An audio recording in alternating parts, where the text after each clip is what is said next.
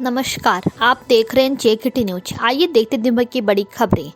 केंद्रीय स्वास्थ्य मंत्रालय ने मंगलवार शाम 4 बजे तक देश में 4,54,049 लोगों को कोविड-19 का टीका लगाया जा चुका है।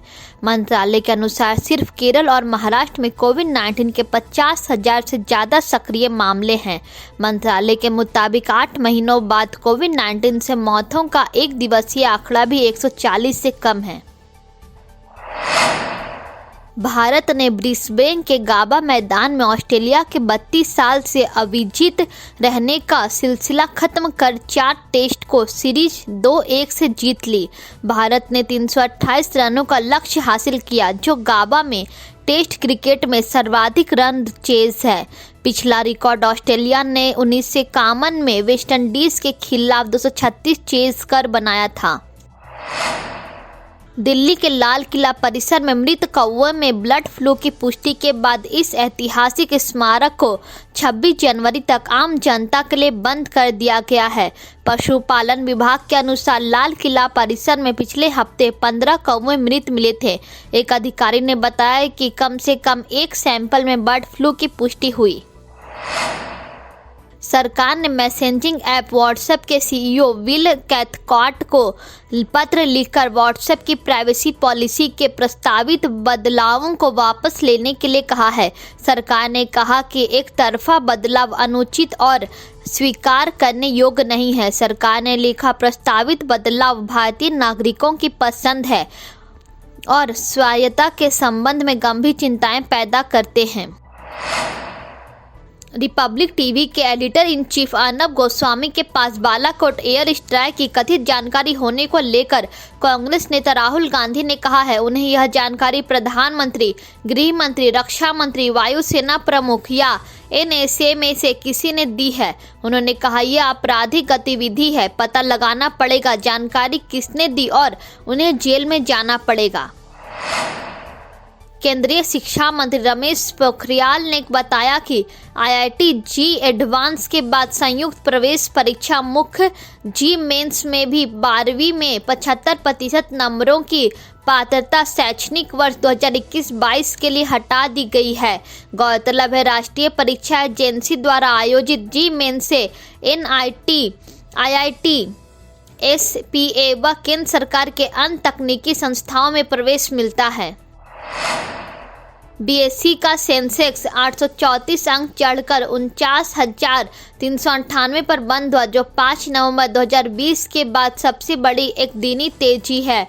वहीं इस दौरान एनएसई का निफ्टी 240 अंक बढ़कर 14,521 पर बंद हुआ। गौरतलब है कि सेंसेक्स की 30 में से 27 कंपनियों के शेयरों में तेजी रही।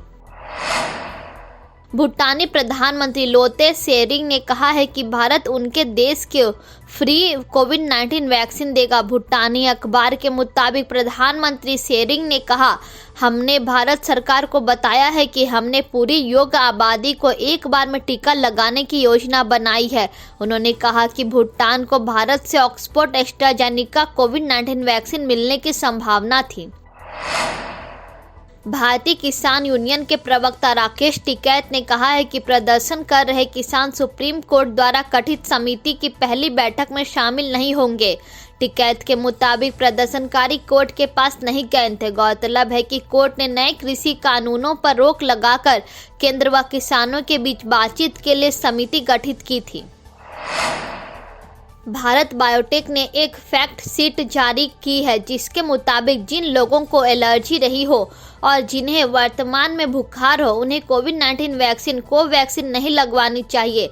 जिन लोगों को ब्लीडिंग डिसऑर्डर हो, खून पतला करने की दवा लेते हों और इम्यून सिस्टम को प्रभावित करने वाली दवाएं ले रहे हों, उन्हें भी इसे नहीं लगवाना चाहिए।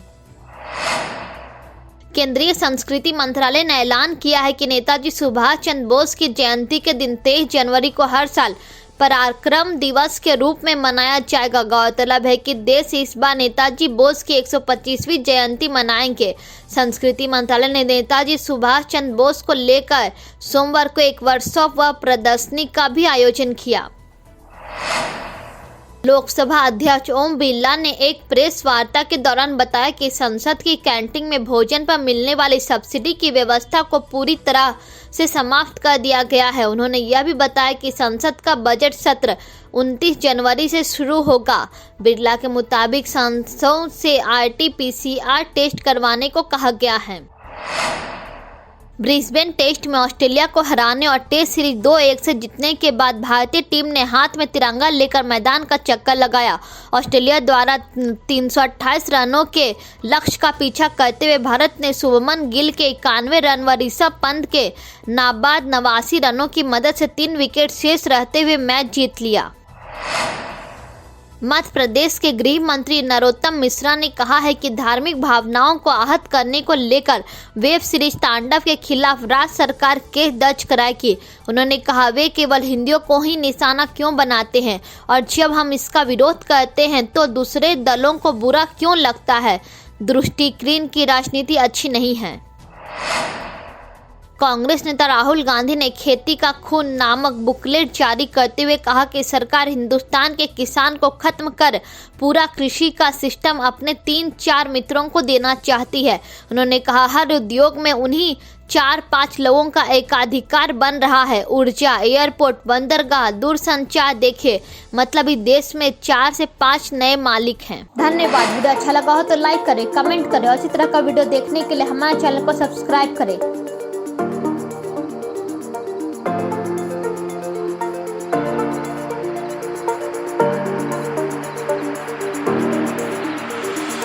आप चेक के साथ इंस्टाग्राम, ट्विटर और फेसबुक पर भी जुड़ सकते हैं।